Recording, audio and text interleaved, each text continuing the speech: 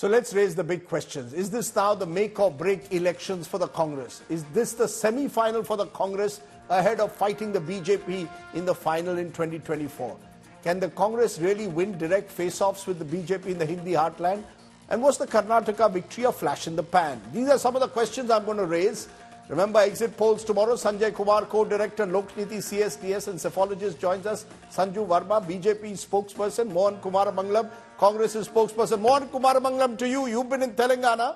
Am I right to say make or break? Every time we say it's a test for Modi, for Mr. Modi. This time it's a test for the Congress. You're in power in 2 of these 5 states. And in the other 2, you are the chief opponent. Do you concede that you have to win 2, if not 3, to really have bragging rights at the end on Sunday? I don't look at any election as make or break for our party, Rajdeep ji. But I will say that I think it's important not for the Congress party alone, but for the people of Telangana, the people of Rajasthan, Madhya Pradesh and Chhattisgarh, to ensure the Congress either stays in power or comes to power, depending on the state that is in power in or not.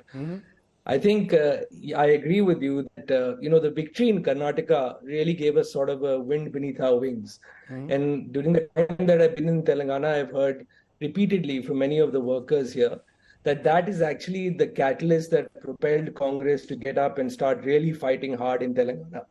And us in a pole position to actually win Telangana. Let me just tell you, to win Telangana, but to win Telangana, you need a double-digit swing in your favor. It's a huge swing. So, it seems that the Congress is getting very excited about Telangana, but you're going to need a double-digit swing there. Rajdeep, vote swings happen regularly, and this is a 2-term anti-incumbency. You went to Hyderabad. I'm hoping you went outside of Hyderabad when you were in Telangana as well. You would have sensed the level of anti-incumbency that's there. And you would sense that BJP, which once upon a time was tom-tomming its importance in Telangana and to its credit had made some inroads in Hyderabad municipality, is nowhere in the fight. BJP and AIMIM are both merely vote cutters or spoilers in Telangana. It's really a fight between Congress and BRS. And a Congress that, to be frank, 7 months ago and 8 months ago, you wouldn't even have thought would be in this position. So I'm just connecting the dots and showing you how we got here where we did. Okay. How we got here. Sanju Verma, the Congress seems upbeat at the moment. Telangana in particular, they seem upbeat, but there's lots at stake for the BJP as well. You've got 3 states, Rajasthan, Madhya Pradesh and Chhattisgarh. You lost all 3 5 years ago. Would you concede that this is therefore a test for the Congress to prove that in central India, in the heart of India, in Hindi-speaking states, you can beat the Congress in a direct fight in a state election, when Mr. Modi is not taking on Rahul Gandhi, but state leaders are pitted against each other? Okay. Rajdeep, first and foremost, I have to tell you that I love watching elections on your plate. It gives us, exposure to the wide variety of cuisine from different states. You're welcome to join me. You're welcome to join me on it next time. Okay. I might just take you up on that. Sure. On a lighter note, I have this to say, taking a cue from elections on my plate, be it Hyderabadi biryani, be it the lal bhaji of Chhattisgarh, which is one of their, unique cuisines, be it dal bati churma of Rajasthan, or be it the famous Indori poha. They say that a pinch of saffron can work wonders when it comes to enhancing the taste of all these cuisines. Like they say that the humble potato is something which blends easily. I say the not so humble saffron can also blend easily. But coming to your question on a more serious note, I will take your audience back to the India Today conclave of 2019. The BJP government had got back, Abhinandan, our braveheart, who had been, captured by the Pakistanis. And I remember Arun Puri, your boss, and the editor-in-chief of India Today Group, while welcoming the Prime Minister, he said this. He said, Prime Minister Narendra Modi, aapki sarkar is the ABCD sarkar. And then he went on to elaborate. He said ABCD means A for authoritative government, B for bold, C for charismatic, and D for development. And then in his very, should I say, a charismatic address, Arun Puri said that Narendra Modi is the only Prime Minister who has been able to break the mold, which is not an easy thing to do in contemporary Indian politics, when the need to toe the line Ma'am, but and the need to comply is so ma'am, strong. with due regard, we are talking about state elections. Are you saying these state elections also are being fought in the name of Mr. Modi? Because I'm that's, coming to that. Now, please do come to that, because that's the question I raised, that we've seen in Karnataka and Himachal Pradesh, the double-engine model didn't work. Your double-engine model didn't work. I heard you. Okay. I heard you, Rajdeep Please, Sardesai. I'm please not go on. hard of hearing. Okay, great. I'm hale and happy. Please. Okay, good. I can hear you loud and clear. You don't need to stress so much. Okay. Thank you. You know, and yes, I'm not a part of any Mysore cell or whatever. Before you accuse me of being a part of any particular cell. I just have this to say. I always say that the catch in elections, be it state elections or central government elections, Lok Sabha elections, to be precise. The catch is always how seamlessly you can convert vote share into winnable votes. And Rajdeep Sardesai, since you understand elections perhaps better than so many of your peers, let me tell you, Rajasthan 2018, the BJP a 58% plus vote share, Congress a pretty solid vote share of 34% plus. BJP got 24 seats, the Congress got 0 seats in Rajasthan. 1 seat was won by Hanuman Beniwal's party. Then let us look at... Ma'am, you are again drifting away. You are telling me Lok Sabha. You are giving me Lok Sabha numbers. I will ask you again. Ma'am, I have limited point. I am asking you Vidhan Sabha elections. I think she's taking enough time. You're bringing in Lok Sabha elections. Let me talk about Vidhan Sabha elections. Yes. Since you seem to be very agitated today, you should be happy that 41 of our workers have been rescued and the world is applauding us. Don't be so rattled. You know, please show some, I'm gratitude asking in you terms of about having a Vidhan relaxed Sabha attitude. elections. You are telling me Lok Sabha numbers. I'm coming to that. Don't get so agitated. Okay. Yes. Now let me address your query. Coming to Vidhan Sabha elections. Now let me address pointedly. Let us compare two of the states which have been in the news for the longest time in the run-up to the Vidhan Sabha elections. Rajasthan and Madhya Pradesh. Both Rajasthan and Madhya Pradesh have an economy which is almost equal to 15 lakh crore in terms of GSDP. But look at Madhya Pradesh, despite Ladli Behna Yojana, despite Matru Vandana Yojana, the debt of Madhya Pradesh on an average has been 2.5 lakh crore.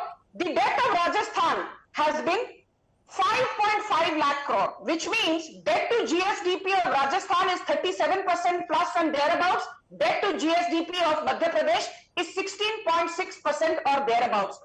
Point number two, people say corruption is not a big deal. Corruption is a big deal, and the people of Chhattisgarh will showcase that, and the results are, just round the bend on the 3rd of December. But most importantly, I fail to understand, Rajdeep, and this is with no offense to you. You know, antakshari journalism तो हमें भी पसंद है, किशोर कुमार के पुराने गाने मुझे भी पसंद है. But how many people have taken cognizance of the fact that today Rajasthan has the lowest conviction rate at 2.3% when it comes to violent crimes against women? How many people have condemned Ashok Gehlot for the gang rapes in Karali, in Jodhpur, in Alwar, in Dausa, in Pali? Ma'am, I have... Okay, you're saying that there is therefore... Just a minute, ma'am. Okay, can I just take this to Sanjay Kumar? Sanjay Kumar, you're hearing the BJP seems to believe that in 2018 there was anti-incumbency against their governments and they lost this time. They are hoping for pro-incumbency in Madhya Pradesh, anti-incumbency in Rajasthan and Chhattisgarh. Am I right in saying for the Congress there's more at stake in this election? No, absolutely there is more stake for the Congress. Stakes are high even for the BJP. But more stakes are higher for Congress, because if Congress does not perform well in this round of assembly election, so any hope of performing well in 2024 is not going to be there for the people of this country or voters of this country who want to see a change in 2024. So that is why it is very important for the Congress to perform well in these round of assembly election. 3 big states in the northeast, in the North India, and 1 state in the south, the Telangana. Your sense though, Congress, Sanjay Kumar, does it have momentum in states like Telangana and possibly in Madhya Pradesh? Do you believe that the Congress is going into the exit polls, is the momentum with the Congress or is the narrative with the BJP? Look, Rajdeep, you are using a word momentum. Certainly there is a momentum in favor of Congress. If you look at what is happening in Telangana, you have been, traveling in Telangana.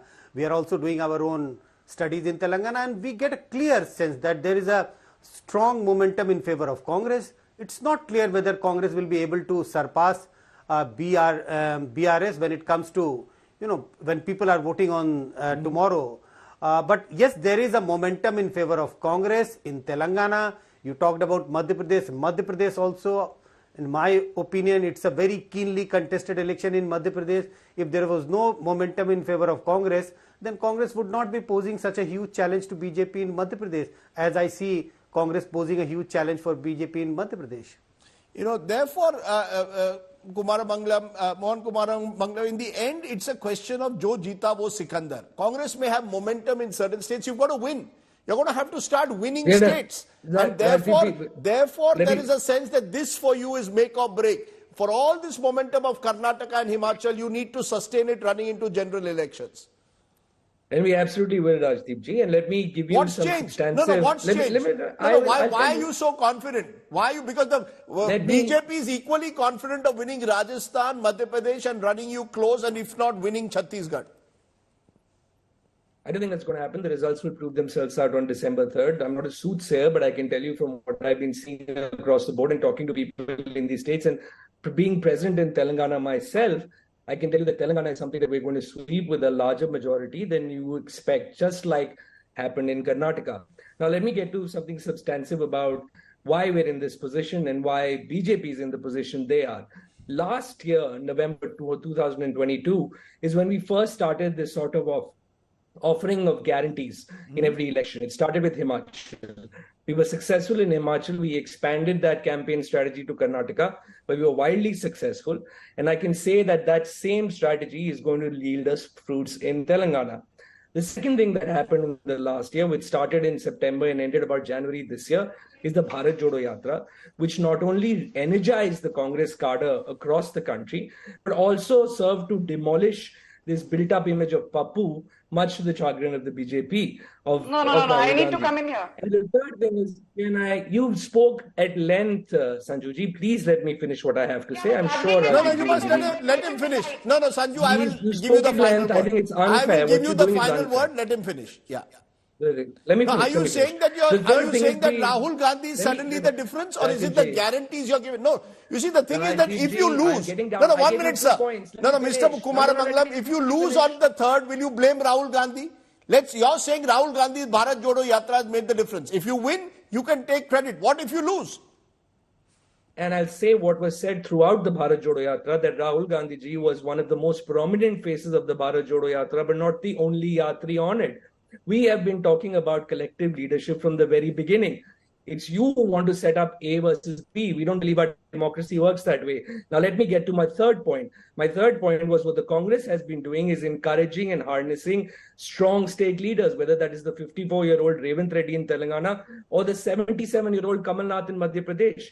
While this is happening with the Congress party, what we're seeing in the BJP is the imminent demise of Mr. Modi's image as a vote catcher in state politics, the insistence of Mr. Modi and Mr. Shah to sideline strong state leaders, whether that be Shivraj Singh Chauhan, Vasundhara Raje, Raman Singh, Yedurappa, you name it. Every state they've had a strong leader. So you're saying you've done it. Let me finish. No, you've got 30 seconds now.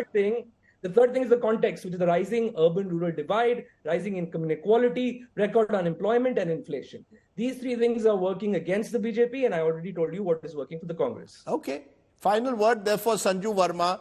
Is this a test for this double-engine model? Do you agree? I want a direct answer. The double-engine model didn't work in Himachal, didn't work in Karnataka. Are Madhya Pradesh, Chhattisgarh, and Rajasthan a test for the double-engine model, even Telangana to some extent? Now, I'm giving you a direct answer and I don't want to be heckled because the Congress had a free run. First and foremost, what was the biggest issue raked up by, the Bonnie and Clyde of Indian politics? We all know who the Bonnie and Clyde of Indian politics are. I will also name them as Pappu and Pinky for those who are not tuned into Indian politics. Now, Pappu and Pinky have consistently been saying caste census, caste census, caste census. I did not. No, go on, let him finish. No, you don't have to say keep. I am asking you, answer my question. Is the double engine model at stake? Answer a direct question. I'm answering. Please do not try and push your narrative onto me. I will say what I need to say. The double engine Sarkar worked in Uttar Pradesh. After 37 years, you had a sitting incumbent chief minister being voted back to power. The double engine Sarkar worked in Assam when you had the incumbent government romping home to power. The double engine Sarkar worked in Uttarakhand. Despite changing 3 chief ministers, for the first time in 27 years, the same incumbent government romped home to power. And most importantly, the point I was making about vote share. What was the vote share of BJP in the 2018 Rajasthan Assembly elections? 38.08%. What was the vote share of Congress? 39.30%. The vote share difference was marginal. But BJP only managed 73 seats. The Congress got 100 seats. Because the Congress's ability to translate vote share into votes worked in their favor. But this time the case is going to be different. Even in the case of Telangana, who promised the Madiga community sub-categorizations within the Dalits way back in 1994 when Narasimha Rao of the Congress was the Prime Minister. What has the Congress done for the Madigas in Telangana? Zero. And last but not the least, please wait. They said caste census chahiye so that we can empower the OBCs. Castes, OBC population in Telangana 50% plus, OBC population in Rajasthan 52%, OBC population in Madhya Pradesh again close to 50%, OBC population in Chhattisgarh 43%, tribal population in Chhattisgarh 31%. What has Congress done for tribals? Nothing. Tribal population in Madhya Pradesh 21%. We have given the highest bonus to Tendu leaf growers and pluckers because most of the tribal population is engaged in Tendu leaf cultivation. But last but not the least, what has the Congress done for OBCs? Okay, you made that point. You made that point. Just a little bit, ma'am. I am still going to invite. I am still going to, even though you are angry with me, just volume down. I will still invite you for elections on my plate when I go for the general elections. But Sanjay Kumar, Sanjay Kumar, your sense, can I call this a semi-final for the Congress? That for the Congress, this is the semi-final. If the Congress has to do well in these elections to claim that it is the leader of the opposition alliance, would you agree? Rajdeep, there is always a tendency of calling every election before the big election as a semi-final. But the way I think the contest is heading in most of the state, I think this is turning out to be a real semi-final. And you rightly said, this is more a semi-final or an important semi-final for Congress more than BJP, because BJP is still holding very strong when it comes to national election, at least going by Prime Minister popularity. But this is, so rightly said, this is more a semi-final or a more important a semi-final for the Congress rather than for the BJP. Okay. On that note, just to say thank you to all my guests. As I said, Sanju Verma, welcome to Travel on Election on My Plate. So are you, Mr. Kumaramangalam. So is anyone who wants to come and enjoy the sights, sounds and flavors of this wonderful country.